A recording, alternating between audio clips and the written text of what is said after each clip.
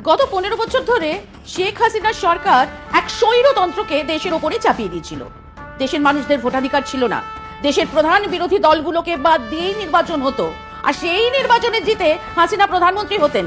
আচ্ছা, তখন ভারতবর্ষের কেউ কোনো রাষ্ট্রপ্রধান বাংলাদেশের দূতাবাসে ঢুকে হামলা করেছিলেন, দেশের গণতন্ত্র ফেরানোর কথা বলেছিলেন? আজ ইসকনের দু একজন সন্ন্যাসীদের গ্রেপ্তার নিয়ে যারা এত উদ্বেগ, এত প্রতিক্রিয়া দিচ্ছেন, আন্দোলন করছেন, রাগে ফেটে পড়ছেন, তারা একবারও একটা কথাও বলেছিলেন?